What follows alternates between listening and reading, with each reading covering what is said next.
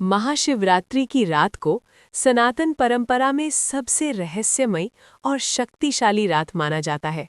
ये केवल एक त्योहार नहीं, बल्कि चेतना को जागृत करने का एक आध्यात्मिक अवसर है।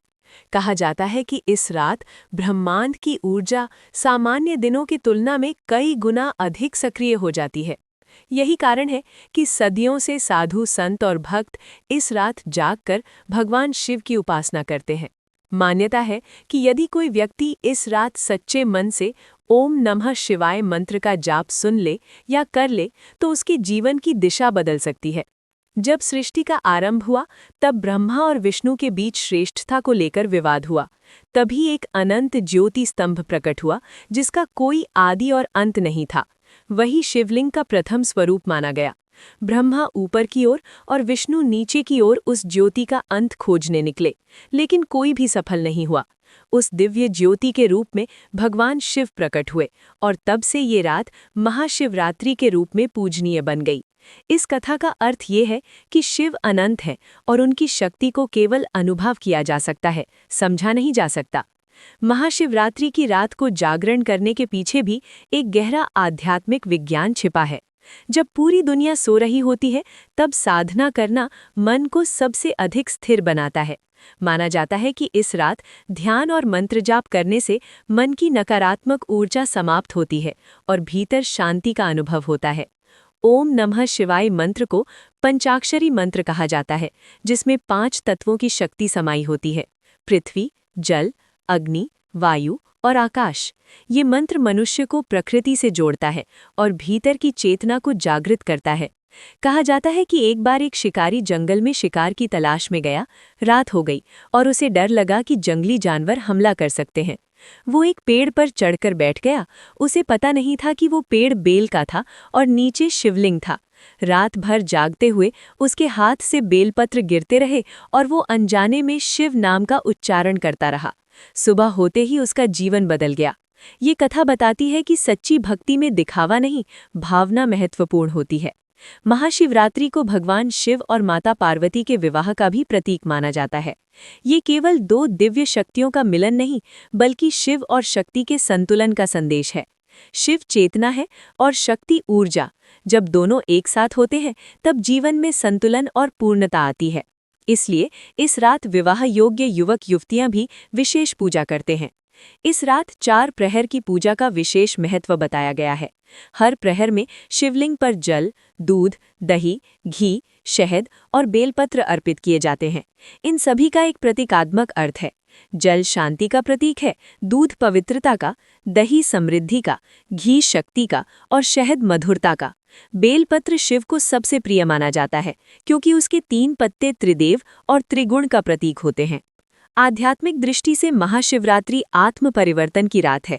ये हमें सिखाती है कि जीवन में जितनी भी कठिनाइयां हों, ध्यान और विश्वास से उन्हें पार किया जा सकता है।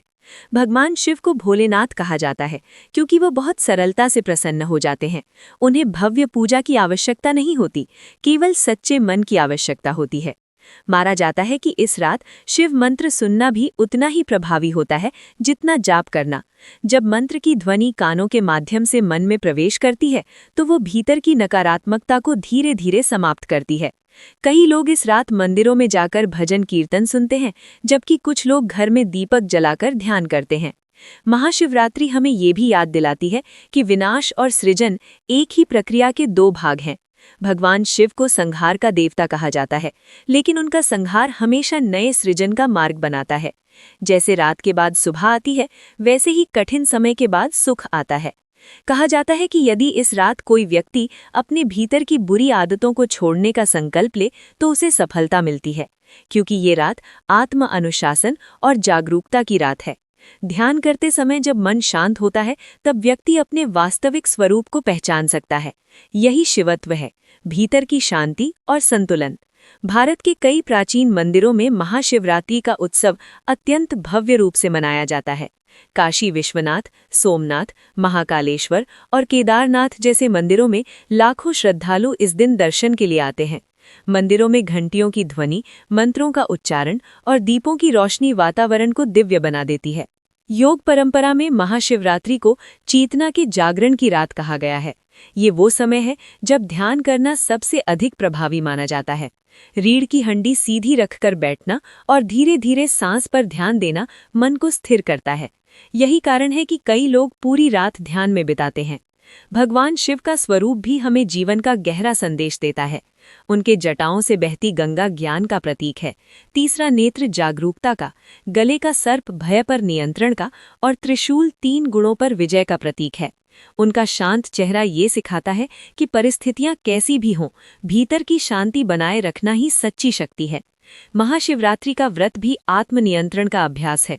उपवास केवल भोजन न करने का नाम नहीं, बल्कि विचारों को शुद्ध करने का अवसर है। जब शरीर हल्का होता है, तब मन भी अधिक केंद्रित होता है। यही कारण है कि व्रत और ध्यान को साथ साथ करने की परंपरा है। कई भक्त इस रात दीपक जलाकर शिव मंत्र का धीमे धीमे जाप करते हैं। वातावरण में एक विशेष शांति महसूस होती है। ऐसा लगता है जैसे समय कुछ पल के लिए ठहर गया हो। यही वो क्षण होता है जब व्यक्ति अपने भीतर की आवाज को सुन सकता है। कहा जाता है कि महाशिवरात्रि की रात किया गया छोटा सा जप भी कई गुना फल देता है, क्योंकि ये रात शिव और शक्ति के मिलन की ऊर्जा से भरी होती है। जब मन, शरीर और आत्मा एक साथ प्रार्थना करते हैं, तब जीवन में सकारात्मक परिवर्तन आने लगते हैं। धीरे धीरे रात समाप्त होती है और सूर्योदय के साथ एक नई शुरुआत का एहसास होता है। यही महाशिवरात्रि का संदेश है, अंधकार से प्रकाश की ओर यात्रा। जब व्यक्ति अपने भीतर के भय, क्रोध और अहंकार को त्याग देता है, तब वो सच्चे अर्थों में स्वतंत्र हो जाता है। महाशिवरात्रि हमें याद दिलाती है कि भगवान शिव कहीं दूर नहीं, बल्कि हर व्यक्ति के भीतर मौजूद हैं। जब मन शांत होता है और विचार स्थिर होते हैं, तब वही शिवत्व प्रकट होता है।